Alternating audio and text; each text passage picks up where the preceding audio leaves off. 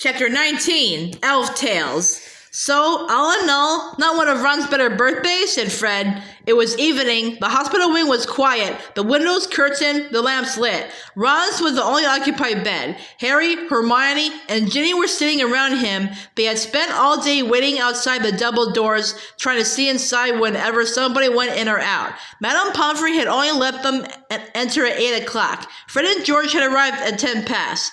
This isn't how we imagine handing over our presents, said George grimly, putting down a large wrapped gift on Ron's bedside cabinet and sitting beside Ginny. Yeah, when we pictured the scene, he was conscious, said Fred. There we were in Hogsmeade, waiting to surprise him, said George. You were in Hogsmeade? Asked Ginny, looking up. We were thinking of buying Zonko, said Fred gloomily. A Hogsmeade branch, you know, but a fat lot of good, it'll do us if... You lot aren't allowed out at weekends to buy our stuff anymore, but never mind that now. He drew up a chair beside Harry and looked at Ron's pale face. How exactly did it happen, Harry? Harry retold the story he had already recounted. It felt like 100 times to Dumbledore, to McGonagall, to Madame Pomfrey, to Hermione, and to Ginny. And then it got bizarre down his throat and his breathing eased up a bit. Slughorn ran for help. McGonagall and Madame Pomfrey turned up, and they brought Ron up here. They reckon he'll be all right. Madame Pomfrey says he'll have to stay here a week or so. Keep taking essence of Rue. Blimey, it was lucky you thought of a bazaar, said George in a low voice. Lucky there was one in the room, said Harry, who kept turning cold at the thought of what would have happened if he had not been able to lay hands on the little stone. Hermione gave an almost inaudible sniff. She had been exceptionally quiet all day, having hurtled white-faced up to Harry outside the hospital wing and demanded to know what had happened. She had taken almost no part in Harry and Ginny's obsessive discussion about how Ron had been poisoned, but merely stood beside them, clenched-jawed and frightened-looking, until at last they had been allowed in to see him. Do Mom and Dad know? Fred asked Ginny. They've already seen him. They arrived an hour ago. They're in Dumbledore's office now, but they'll be back soon. There was a pause while they all watched Ron mumble a little in his sleep. So the poison was in the drink? Said Fred quietly. Yes, said Harry at once. He could think of nothing else and was glad for the opportunity to start discussing it again. Slughorn poured it out. Would he have been able to slip something into Ron's glass without you seeing? Probably, said Harry. But why would Slughorn want to poison Ron? No idea, said Fred, frowning. You don't think he could have mixed up the glasses by mistake, meaning to get you? Why would Slughorn want to poison Harry? Asked Ginny. I don't know, said Fred, but there must be loads of people who like to poison Harry, mustn't there? The chosen one and all that? So you think Slughorn's a Death Eater? Said Ginny. Anything's possible, said Fred darkly. He could be under the Imperious curse, said George. Or he could be innocent, said Ginny. The poison could have been in the bottle, in which case it was probably meant for Slughorn himself. Who wants to kill Slughorn? Dumbledore reckons Voldemort wanted Slughorn on his side, said Harry. Slughorn was in hiding for a year before he came to Hogwarts, and he thought the memory Dumbledore had not yet been able to extract from Slughorn. And maybe Voldemort wants him out of the way. Maybe he thinks he could be valuable to Dumbledore. But you said Slughorn has been planning to give that bottle to Dumbledore for Christmas, Ginny reminded him. So the poisoner could just as easily have been after Dumbledore.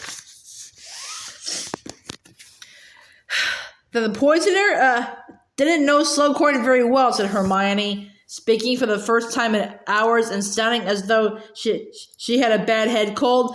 Anyone who knew Slughorn would have known there was a good chance he'd keep something that tasty for himself. Hermione, croaked Ron, unexpectedly from between them. They all fell silent, watching him anxiously, but after muttering incomprehensibly for a moment, he merely started snoring. The dormitory doors flew open, making them all jump. Hagrid came striding toward them, his hair rain-flecked, his bearskin coat flapping behind him, a crossbow in his hand, leaving a trail of muddy dolphin-sized footprints all over the floor. Been in the forest all day, he panted. Aragog's worse. I've been reading to him. Didn't get up to dinner till just now, and then Professor Sprout told me about Ron. How is he? Not bad, said Harry. They say he'll be okay. No more than 6 visitors at a time, said Madame Pomfrey, hurrying out of her office. Hagrid makes 6, George pointed out. Oh, yes, said Madame Pomfrey, who seemed to have been counting Hagrid as several people due to his vastness. To cover her confusion, she hurried off to clear up his muddy footprints with her wand. I don't believe this, said Hagrid hoarsely, shaking his great shaggy head as he stared down at Ron. Just don't believe it. Look at him lying there. Who wants to hurt him, eh? That's just what we're discussing, said Harry. We don't know. Someone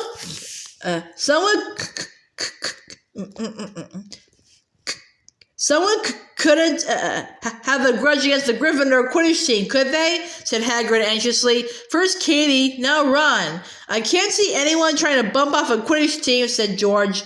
What might have done the Slytherins if they could have got away with it, said Fred fairly. Well, I don't think it's Quidditch, but I think there's a connection between the attacks, said Hermione quietly. How'd you work that out? Asked Fred.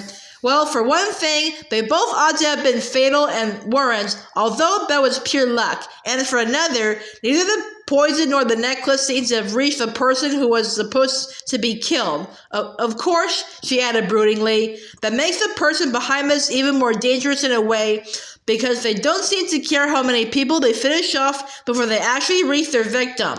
Before anybody could respond to this ominous pronouncement, the dormitory doors opened again, and Mr. and Mrs. Weasley hurried up the ward. They had done no more than satisfy themselves that Ron would make a full recovery on their last visit to the ward. Now Mrs. Weasley seized hold of Harry and hugged him very tightly.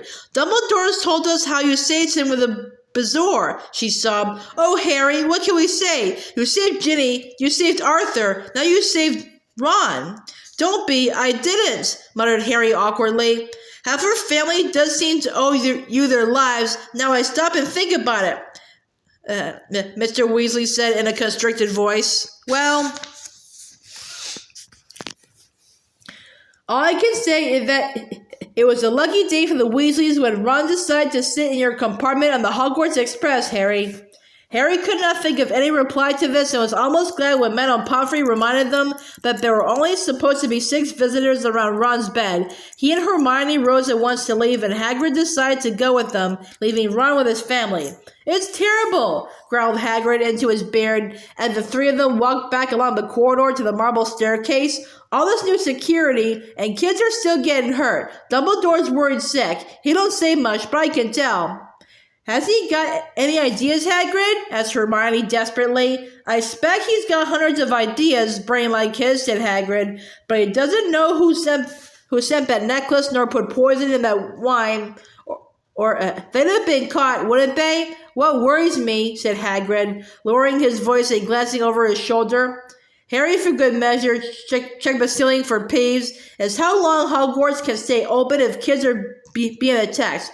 Chamber of Secrets all over again, isn't it? There will be panic, more parents taking their kids out of school, and next thing you know, the Board of Governors. Hagrid stopped talking as the ghost of a long-haired woman drifted serenely past, then resumed in a hoarse whisper. The Board of Governors will be talking about shutting us up for good. Surely not, said Hermione, looking worried. Gonna see it from their point of view, said Hagrid heavily. I mean, it's always been a bit of a risk sending a kid to Hogwarts, hasn't it? You expect accidents, don't you? With hundreds of underage wizards all locked up together. But attempted murder, that's different. It's no wonder Dumbledore's angry with Hagrid stopped in his tracks, a familiar guilty expression on what was visible of his face above his tangled black beard. What? Said Harry quickly. Dumbledore's angry with Snape? I never said that, said Hagrid, though his look of panic could not have been a bigger giveaway. Look at the time. It's getting on for midnight. I need to... Hagrid, why is Dumbledore angry with Snape? Harry asked loudly. Shh, said Hagrid, looking both nervous and angry. Don't shout stuff like that, Harry. Do you want me to lose my job? Mind, I don't suppose you care, would you? Not now. You giving up care of Meg Don't try and make me feel guilty. It won't work, said Harry forcefully. What's Snape done? I don't know, Harry. I shouldn't heard it at all. I was coming out of the forest the other evening, and I overheard him arguing. Didn't like to draw attention to myself, so I sort of skulked and tried not to listen. But it was, a heated discussion, and it wasn't easy to block it out. Well, Harry urged him, as Hagrid shuffled his enormous feet uneasily. Well, I just heard Snape saying Dumbledore took too much for granted, and maybe he, Snape, didn't want to do it anymore. Do what? I don't know, Harry. It sounded like Snape was feeling a bit overworked, that's all. Anyway, Dumbledore told him flat out he'd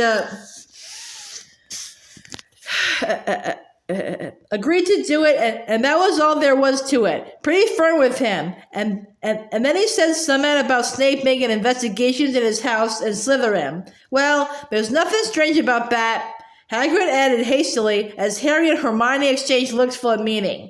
All the heads of houses were asked to look into that necklace business. Yeah, but Dumbledore's not having rows with the rest of them, is he? Said Harry. Look. Hagrid twisted his crossbow uncomfortably in his hands. There was a loud splintering sound and it snapped in two. I know what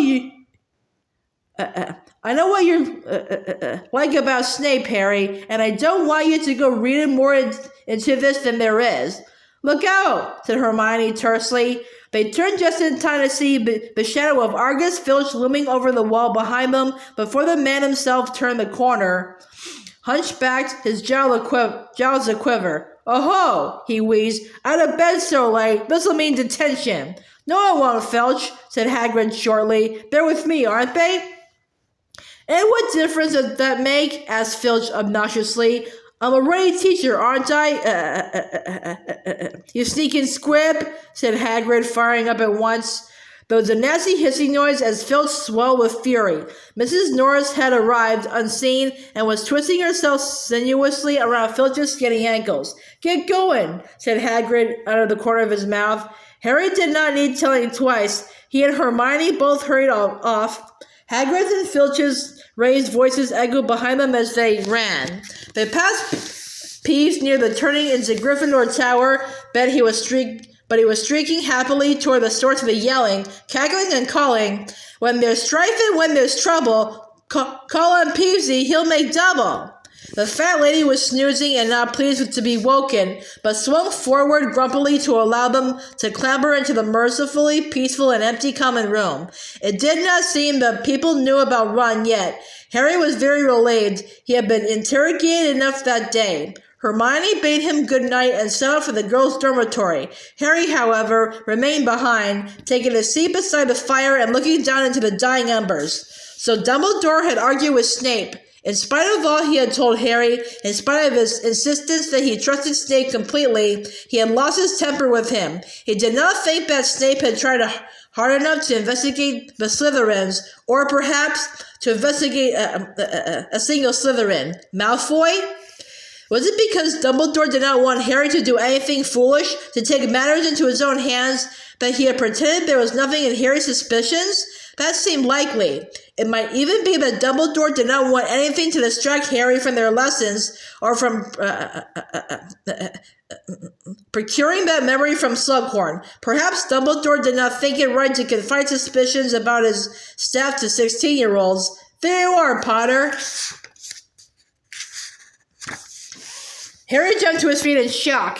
His one at the ready. He had been quite convinced that the common room was empty. He had not been at all prepared for a hulking figure to rise suddenly out of a distant chair. A closer look showed him that it was Cormac McLaggen. I've been waiting for you to come back, said McLaggen, disregarding Harry's drawn wand. Must have fallen asleep. Look, I saw them taking Weasley up to the hospital wing earlier. Didn't look like he'll be fit for next week's match. It took Harry a few moments to realize what McLaggen was talking about. Oh, right, Quidditch, he said, putting his wand back into the belt of his jeans and running a hand wearily through his hair. Yeah, he might not make it. Well then, I'll be playing keeper, won't I? Said McLaggen. Yeah, said Harry. Yeah, I suppose so. He could not think of an argument against it. After all, McLaughlin had certainly performed second best in the trials. Excellent, said McLaughlin in a satisfied voice. So when's practice? What? Oh, there's one tomorrow evening. Good. Listen, Potter, we should have a talk beforehand. I've got some ideas on strategy you might find useful. Right, said Harry unenthusiastically. Well, I'll hear them tomorrow then. I'm pretty tired now. See you. The news that Ron had been poisoned spread quickly next day, but it did not cause the sensation that Katie's attack had done. People seemed to think that it might have been an accident, given that he had been in the potions master's room at the time, and that as he had been given an antidote immediately, there was no real harm done. In fact, the Gryffindors were generally much more interested in the upcoming Quidditch match against Hufflepuff, for many of them wanted to see Zachariah Smith, who played Chaser on the Hufflepuff team, punished soundly for his commentary during the opening match against Slytherin. Harry, however, had never been less interested in Quidditch. He was rapidly becoming obsessed with Draco Malfoy. Still checking the Marauders map whenever he got a chance, he sometimes made detours to whoever Malfoy happened to be, but had not yet detected him doing anything out of the ordinary. And still there were those inexplicable times when Malfoy simply vanished from the map. But Harry did not get a lot of time to consider the problem, what with Quidditch practice, homework, and the fact that he was now being dogged wherever he went by Cormac McLaughlin and Lavender Brown. He could not decide which of them was more annoying. McLaughlin kept up a constant stream of hints that he would make a better permanent keeper for the team than Ron, and that now that Harry was seeing him play regularly, he would surely come around to this way of thinking too. He was also keen to criticize the other players and provide Harry with detailed training schemes, so that more than once, Harry was forced to remind him who was captain. Meanwhile, Lavender kept sliding up to Harry to discuss Ron, which Harry found almost more wearing than McLaughlin's Quidditch lectures. At first, Lavender had been very annoyed that nobody had thought to tell her that Ron was in the hospital wing. I mean, I am his girlfriend, but unfortunately, she had now decided to forgive Harry this lapse of memory and was,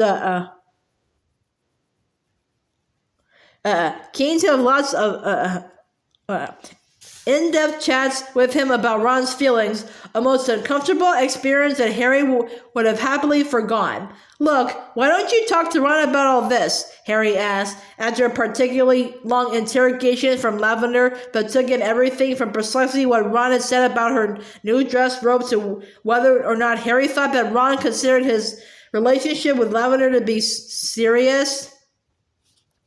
Well, I would, but he's always asleep when I go and see him, said Lavender fretfully. Is he? Said Harry, surprised, for he had found Ron perfectly alert every time he had been up to the hospital wing, both highly interested in the news of Dumbledore and Snape's row and keen to abuse McLaughlin as much as possible. Is Hermione Granger still visiting him? Lavender demanded suddenly. Yeah, I think so. Well, they're friends, aren't they? Said Harry uncomfortably.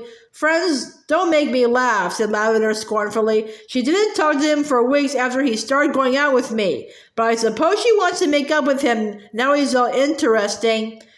Would you call getting poisoned but being interesting? Asked Harry. Anyway, sorry, gotta go. There's McLaughlin coming for a talk about Quidditch, said Harry hurriedly, and he dashed sideways through a door pretending to be solid wall and sprinted down the shortcut that would take him off to potions where, thankfully, neither Lavender nor McLaughlin could follow him. On the morning of the Quidditch match against Hufflepuff, Harry dropped in on the hospital wing before heading down to the pitch. Ron was very agitated. Madame Pomfrey would not let him go down to watch the match, feeling it would overexcite him. So, how's McLaughlin shaping up? He asked Harry nervously, apparently forgetting that he had already asked the same question twice. I've told you, said Harry patiently, he could be world-class and I wouldn't want to keep him. He keeps trying to tell everyone what to do. He thinks he could play every position better than the rest of us. I can't wait to be shot of him. And speaking of getting shot of people, Harry added, getting to his feet and picking up his firebolt, will you stop pretending to be asleep when Lavender comes to see you? She's driving me mad as well. Oh, said Ron, looking sheepish. Yeah, all right. If you don't want to go out with her anymore, just tell her, said Harry. Yeah, well, it's not that easy, is it? Said Ron. He paused. Hermione going to look in before the match? He added casually. No, she's already gone down the pitch with Ginny. Oh, said Ron, looking rather glum. Right. Well, good luck. Hope you have her, Smith. I'll try, said Harry, shouldering his broom. See you after the match. He hurried down to the deserted corridors. The whole school was outside, either already seated in the stadium or heading down toward it. He was looking out of the windows he passed, trying to gauge how much wind they were facing, when a noise ahead made him glance up, and he saw Malfoy walking toward him, accompanied by two girls, both of whom looked sulky and resentful. Malfoy stopped short at the sight of Harry, but gave a short, humorless laugh and continued walking. Where are you going? Harry demanded. Yeah, I'm really going to tell you, because it's your business, Potter, sneered Malfoy. You better hurry up. They'll be waiting for the chosen captain, the boy who scored, whatever they call you these days. One of the girls gave an unwilling giggle. Harry stared at her. She blushed. Malfoy pushed past Harry, and she and her friend followed at a trot, turning the corner and vanishing from view. Harry stood rooted on the spot and watched them disappear. This was infuriating. He was already cutting it fine to get to the match on time, and yet there was Malfoy, skulking off while the rest of the school was absent. Harry's best chance yet of discovering what Malfoy is up to. The silent seconds trickled past, and Harry remained where he was, frozen, gazing at the place where Malfoy had vanished. Where have you been? Demanded Ginny, as Harry sprinted into the changing rooms. The whole team was changed and ready. Coot and Peaks, the beaters, were both hitting their clubs nervously against their legs. I met Malfoy, Harry told her quietly, as he pulled his scarlet robes over his head. So I wanted to know how come he's up at the castle with a couple of girlfriends while everyone else is down here. Does it matter right now? Well, I'm not likely to find out, am I? Said Harry, seizing his firebolt and pushing his glasses straight. Come on then. And without another word, he marched out onto the pitch to deafening cheers and boos. There was little wind. The clouds were patchy. Every now and then there were dazzling flashes of bright sunlight. Tricky conditions, McLaughlin said bracingly to the team. Coot, Pigs, you want to fight out of the sun so they don't see you coming. I'm the captain, McLaughlin. Shut up giving him instructions, said Harry angrily. Just get up by the goalposts. Once McLaughlin had marched off, Harry turned to Coot and Peaks. Make sure you do fight out of the sun, he told them grudgingly. He shook hands with the Hufflepuff captain, and then, on Madame Hooch's whistle, kicked off and rose into the air, higher than the rest of his team, streaking around the pitch in search of a snitch. If he could catch it good and early, there might be a chance he could get back up to the castle, see the Marauders map, and find out what Malfoy was doing. And that Smith of Hufflepuff with a quaffle, said a dreamy voice, echoing over the grounds. He did the commentary last time, of course, and Ginny Weasley flew into him. I think probably on purpose, it looked like it. Smith was being quite rude about Gryffindor. I expect he regrets that now he's playing them. Look, he's lost the quaffle. Ginny took it from him. I do like her. She's very nice. Harry stared down at the commentator's podium. Surely nobody in their right mind would have let Luna Lovegood commentate. But even from above, there was...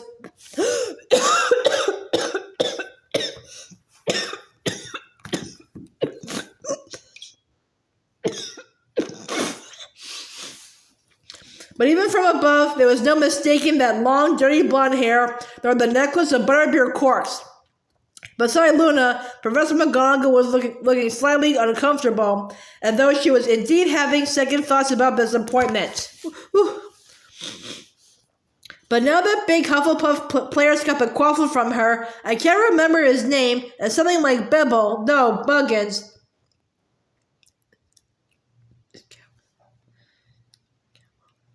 It's, Cadwallader, said Professor McGonagall loudly from beside Luna. The crowd laughed.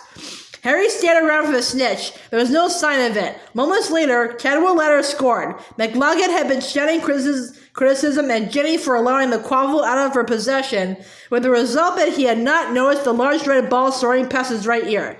McLagan, will you pay attention to what you're supposed to be doing and leave everyone else alone? Bellowed Harry, wheeling around to face his keeper.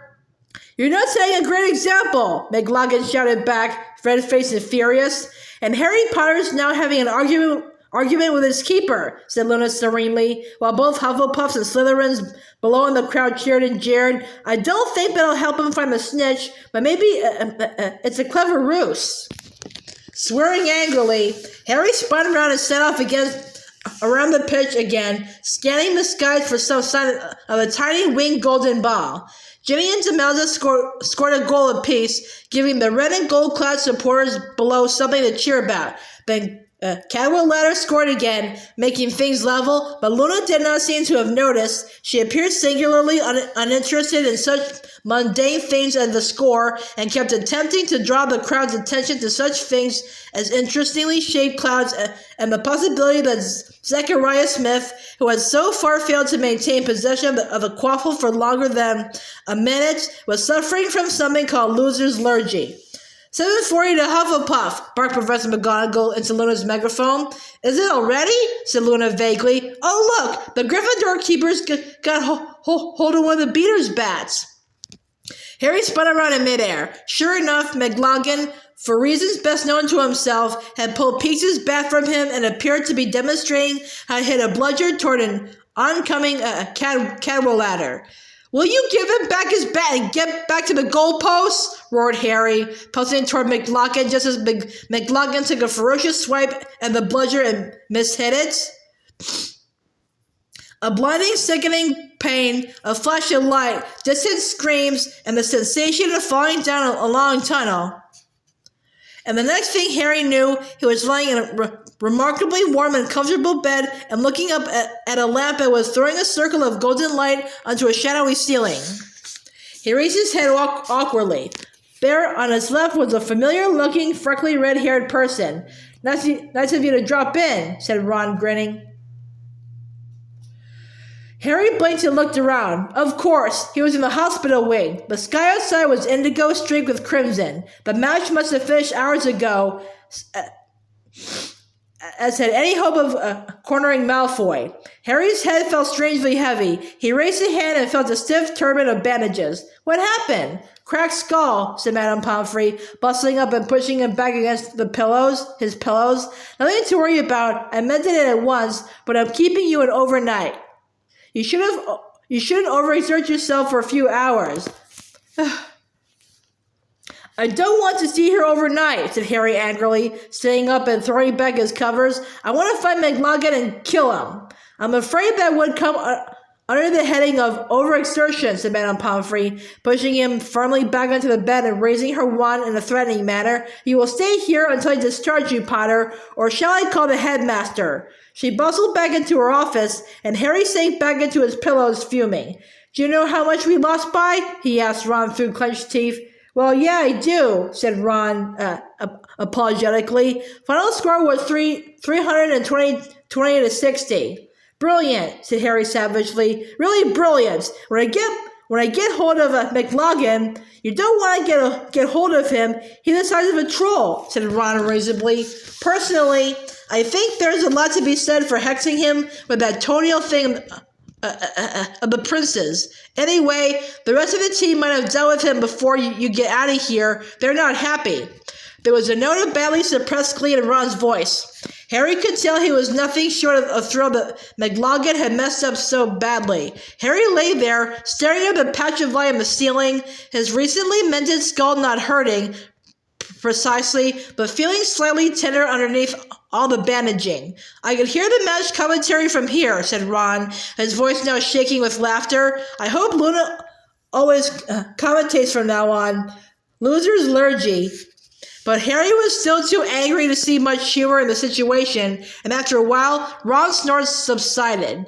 Ginny came in to visit while you were unconscious, he said, after a long pause, and Harry's imagination zoomed in overdrive, rapidly constructing a scene in which Ginny, weeping over his lifeless form, confessed her feelings of deep attraction to him, while Ron gave them his blessing. She reckons you only just arrived on time for the match. How come? You left here early enough. Oh, said Harry, and the scene in his mind's eye imploded. Yeah, well, I saw Malfoy sneaking off with a couple of girls who didn't look like they wanted to be with him, and that's the second time he's made sure he isn't down in the Quidditch pitch with the rest of the school. He skipped the last match too, remember? Harry sighed. Wish I followed him now. The match was such a fiasco. Don't be stupid, said Ron sharply. You couldn't have missed a Quidditch match just to follow Malfoy. You're the captain. I want to know what he's up to, said Harry. And don't tell me it's all in my head, not after what I overheard between him and Snape. I never said it was on your head, said Ron, hoisting himself up on an elbow in turn and frowning at Harry, but there's no rule saying only one person at a time can be plotting anything in this place. You're getting a bit obsessed with Malfoy, Harry. I mean, thinking about missing a match just to follow him? I want to catch him at it, said Harry in frustration. I mean, where's he going when he disappears off the map? I don't know. Hogsmeade? Suggested Ron, yawning. I never see them going along any of the secret passageways on the map. I thought they were being watched now anyway. Well then, I don't know, said Ron. Silence fell between them. Harry stared up at the circle of lamplight above him, thinking. If only he had Rufus Grimmer's power, he would have been able to set a tail upon Malfoy, but unfortunately, Harry did not have an office full of auras at his command. He thought fleetingly of trying to set something up with the DA, but there again was the problem that people would be missed from lessons. Most of them, after all, still had full schedules. There was a low rumbling snore from Ron's bed. After a while, Madame Pomfrey came out of her office, this time wearing a thick dressing gown. It was easiest to feign sleep. Harry rolled over onto his side and listened to all the curtains closing themselves as she waved her wand. The lamps dimmed, and she returned to her office. He heard the door click behind her and knew that she was off to bed. This was, Harry reflected in the darkness, the third time that he had been brought to the hospital wing because of a Quidditch injury. Last time he had fallen off his broom due to the presence of Dementors around the pitch, and the time before that, all the bones had been removed from his arm by the incurably inept Professor Lockhart. That had been his most painful injury by far. He remembered the agony of regrowing an armful of bones in one night, a discomfort not eased by the arrival of an unexpected visitor in the middle of the... Harry sat bolt upright, his heart pounding, his bandaged turban askew. He had a solution at last. There was a way to have Malfoy followed. How could he have forgotten? Why hadn't he thought of it before? Well, the question was how to call him. What did you do? Quietly, tentatively, Harry spoke into the darkness. Creature? There was a very loud crack, and the sound of scuffling and squeaks filled the silent room. Ron awoke with a yelp. What's going? Harry pointed his wand hastily at the door of Madame Pomfrey's office and muttered, Muffliato, so that she would not come running. But he scrambled to the end of his bed for a better look at what was going on. Two house elves were rolling around on the floor in the middle of the dormitory, one wearing a shrunken maroon jumper and several woolly hats, the other, a filthy old rag strung over his hips like a loincloth. Then there was another loud bang, and Pete the Poltergeist appeared in midair above the rustling elves. I was watching that, Potty, he told Harry indignantly, pointing at the fight below before letting out a loud cackle. Look at the ankle creature squabbling. Bitey, punchy, punchy. Creature will not insult Harry Potter in front of Dobby. No, he won't, or Dobby will shut Creature's mouth for him, cried Dobby in a high-pitched voice. Kicky, scratchy, cried Peeves happily, now pelting bits of chalk at the elves to enrage them further. Tweaky, pokey. Creature will say what he likes about his master, oh yes, and what a master he is. Filthy friend of mudbloods, oh, what would poor Creature's mistress say? Exactly what Creature's mistress would have said, they did not find out.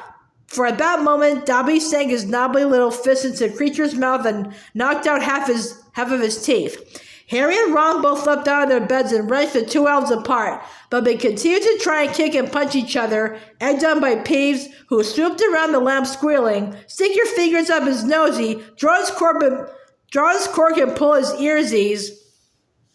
Harry aimed his wand at Peeves and said, "Lang lock." Peeves clutched at his throat, gulped, then swooped from the room, making obscene gestures but unable to speak, owing to the fact that his tongue had just glued itself to the roof of his mouth.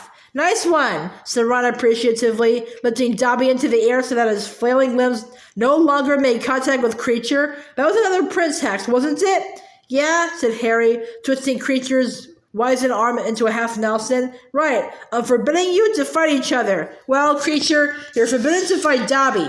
"Dobby, I know I'm not allowed to give you orders. Dobby is a free house elf and he can obey anyone he likes, and Dobby will do whatever Harry Potter wants him to do," said Dobby, tears now streaming down his shriveled little face onto his jumper. "Okay then," said Harry, and he and Ron both released the elves, who fell to the floor but did not continue fighting.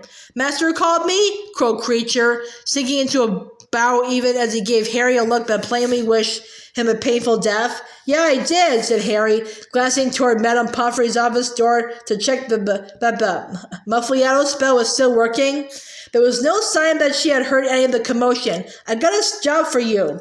"Creature will do whatever Master wants," said Creature, sinking so low that his lips almost touched his gnarled toes, "because Creature has no choice, but Creature is ashamed to have such a master, yes." "Dobby will do it, Harry Potter," squeaked Dobby, his tennis ball-sized eyes still swimming in tears. "Dobby would be honored to help Harry Potter." "Come to think of it, it would be good to have both of you," said Harry. "Okay then, I want you to tell Draco Malfoy." Ignoring the look of mingled surprise and exasperation on Ron's face, Harry went on, "I want to know where he's going, who he's meeting, and what he's doing. I want you to follow him around the clock." "Yes, Harry Potter," said Dobby at once, his great eyes shining with excitement. "And if Dobby does it wrong, Dobby will throw himself off the topmost tower, Harry Potter." "There won't be any need for that," said Harry hastily. "Master wants me to follow the youngest of the Malfoys?" croaked Creature. "Master wants me to spy upon the pure-blood great-nephew of my old mistress?" "That's the one," said Harry, foreseeing a great danger and determining to prevent it immediately. "And you're forbidden to tip him off, Creature, or to show him what you're up to, or to talk to him at all, or to write him messages, or to contact him in any way. Got it?" He thought he could see Creature struggling to see a loophole in the instructions he had just been given and waited. After a moment or two, and to Harry's great satisfaction, Creature bowed deeply again and said, with bitter resentment, "Master thinks of everything, and Creature must obey him even though Creature would much rather be the servant of a Malfoy boy. Oh, yes." "That's settled then," said Harry. "I'll want regular reports, but make sure I'm not surrounded by people when you turn up. Ron and Hermione are okay, and don't tell anyone what you're doing. Just stick to Malfoy like a couple of wart plasters."